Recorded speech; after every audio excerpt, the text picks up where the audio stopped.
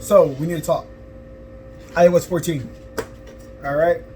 So I ended up making a video right after WWDC about iOS 14 and how I felt about it.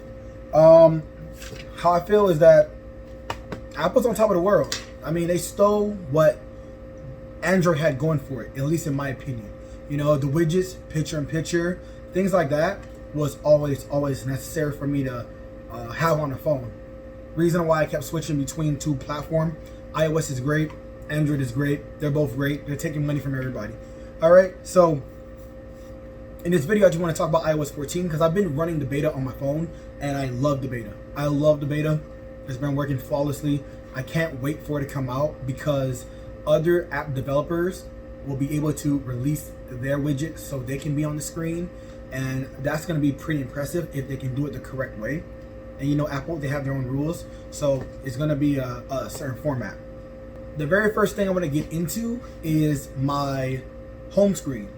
All right, so my home screen does have a feature of the podcast app on the upper top left corner and the widget for the weather.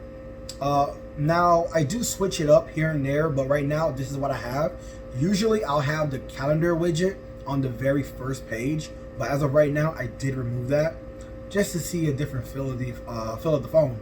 But also, if you can see here, once I get in jiggly mode, which is what it's called, I can't even call it that, the last two rows are Siri suggested apps.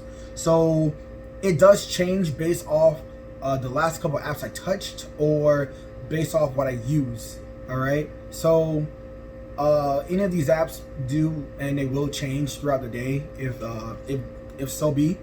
It is what it is. It does look like I have two YouTube apps on my phone. Correction, one of them is a YouTube app and the other one is just the Safari browser version of YouTube. Reason I have that is so I'm able to, you know, play a video and from there go straight into picture-in-picture, which has been working pretty well. It's implemented very well on here, you know, and I can still do what I need to do, you know. So those things have been very important to me on phones, and iPhones never supported that until now, or unless you jailbroke your phone a couple years ago, which I have. It's just been really great. So I'm just very satisfied with what I have with iOS 14 right now. Can't wait for the full version to come out. There's not much else to really go into, but the apps I have on my phone, which is the Nike Train app, which is a very great app if you want to work out. I do have Pocket Cast over here. Pocket Cast is an app that I use for podcasts because the YouTube app for a podcast is very great. But the problem is it's kind of hard and not too user friendly when it comes to which podcast is downloaded and which one is actually deleted. And there's no delete all button or mark as play all. So it's been very confusing for me to use. I do have minimalist app to-do list. So little quick reason is because the app that I use don't have a widget right now, but I just go over here on my far left screen and the widget is right there for minimalist. If you can see on the top, I do have the calendar widget and my photo widget right there. It was on my home screen, but like I said, I'm switching it up here and there, and that's how I've been using my phone. My phone has been very great to me. You know, the app drawer that they took from Android, I use that on a daily just to play around with it to see what Apple categorize everything in. Sorry, I can't speak right now, but I've been just using that to see why they put these things in certain categories, or the fluidity of the phone. It's great. All right, I do love the phone. I do love iOS Siri suggestion apps over here as well, and yeah, it's just been very great.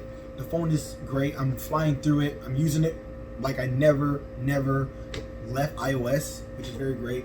Right now, Android needs to do some work. Now, the Pixel 4a did drop 2 days ago, I believe, and the Galaxy Note 20 event was yesterday. So there's some things that they need to sort out. The widgets were nice, but nobody really cared. And when iOS brings something to their platform, everybody does care. So they'll have to do something about that eventually. So it's Android is a graveyard right now to me. One thing I can say is that this iPhone or this iOS update will make your iPhone an Android plus iMessage. It is what it is. It's the best of both worlds right now, and it's looking pretty promising. I'm going to keep the phone. Tell me what you guys think. Please like the video, subscribe if you like. If you don't like, hit the thumbs down button twice. And let me know what's going on. So have a great day, and thanks for the support.